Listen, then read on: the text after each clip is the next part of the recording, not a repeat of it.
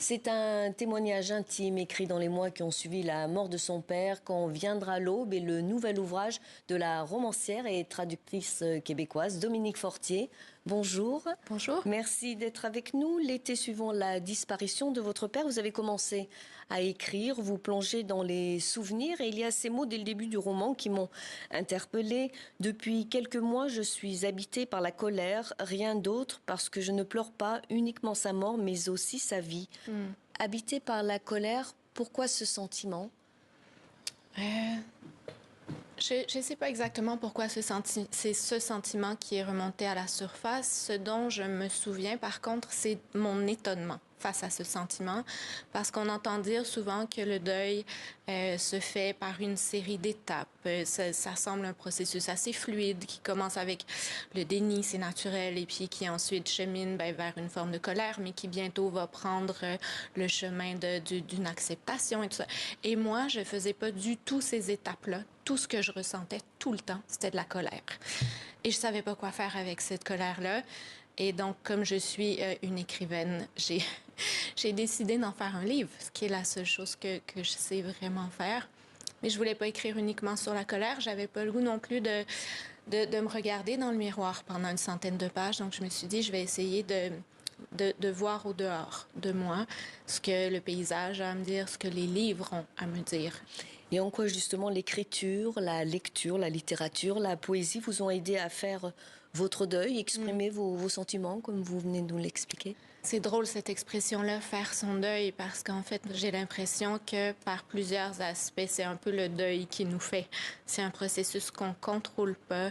On n'est pas capable de se dire maintenant, je vais arrêter de ressentir ça, je vais arrêter de me comporter comme ça, puis de l'orienter. Les livres, ils sont des guides, je trouve, en particulier dans les moments charnières de nos vies, quand on vit des périodes de bouleversement, des périodes de transition, on a l'impression qu'il y a des portes qui s'ouvrent, on ne sait pas ce qui va s'engouffrer par là. Et moi, c'est les moments où j'ai besoin de me tourner vers la littérature parce que c'est de là que me viennent pas nécessairement des réponses, mais souvent des meilleures questions. En tout cas, il y a une phrase de William Faulkner que je reprends dans le livre que j'aime beaucoup, qui dit « La littérature, c'est comme craquer une allumette dans le noir. Ça va pas nous éclairer, mais ça va mesurer l'épaisseur des ténèbres. » C'est une très belle image, je trouve. Une très belle expression. Vous avez écrit ce roman la nuit avec le bruit de la pluie ou de l'orage, l'océan, le fleuve, le bruit des vagues. En quoi ces éléments, enfin l'eau, sont essentiels dans votre vie? L'eau est un fil conducteur, un peu. C'est vrai. Il y a deux cours d'eau importants dans ce livre. Il y a le fleuve Saint-Laurent, qui est le grand fleuve du Québec, au bord duquel habitaient mes parents. C'est là qu'est mort mon père.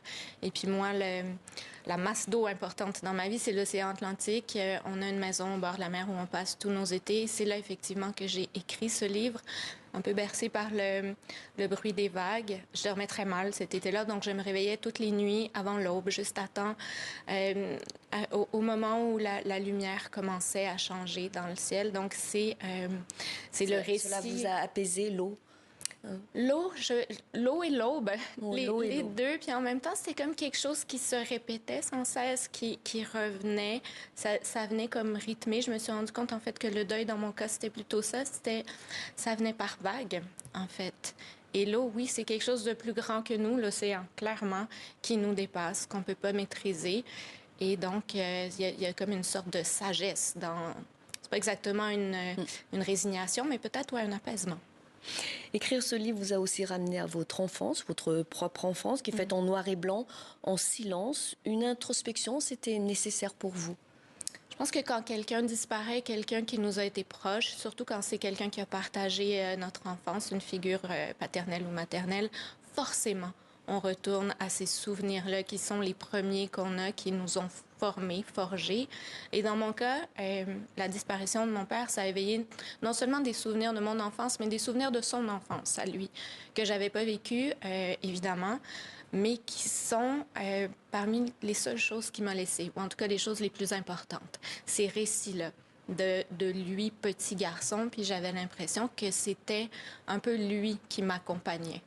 C'est pas lui adulte, mais lui enfant. Il était enseignant, puis il a été bibliothécaire, une vie dédiée aux livres, mais il n'a Jamais écrit, n'a rien laissé, vous l'expliquez, ni journal, ni manuscrit, ni correspondance. Vous le regrettez, vous parlez d'ailleurs de silence assourdissant, un fracas muet, privé d'écho. Oui, c'est triste pour les vivants, d'une certaine façon, quand quelqu'un choisit de disparaître comme ça. Évidemment, il y avait le droit, on a le droit chacun de faire ce qu'on veut avec sa mort, mon Dieu. S'il y a une part de liberté qui nous reste, c'est celle-là. Mais pour ceux qui restent, de dire, mon père voulait pas qu'il y ait même d'avis dans les journaux pour annoncer qu'il était disparu. Et ça, c'est très dur à vivre. Et c'est peut-être aussi ce silence-là, moi, que j'ai voulu meubler à ma façon par l'écriture. Et grâce à ce livre qui lui rend hommage aussi, vous prolongez sa vie, vous parlez de sa vie aussi. Oui, je sais pas s'il aurait voulu écrire, mon père, mais je sais que c'est quelqu'un pour qui les livres étaient très importants. Et c'est peut-être ça le vrai héritage qu'il m'a laissé, en fait. C'est aussi ce goût des livres, ce goût de vivre dans les livres. Et une dernière question, votre titre « Quand viendra l'aube » est inspiré des vers d'Emily Dickinson. Vous avez d'ailleurs écrit un livre sur elle. Vous la citez dans votre ouvrage « Ignorant quand viendra l'aube, j'ouvre toutes les portes ». Qu'est-ce que cela signifie? Il faut profiter du moment présent.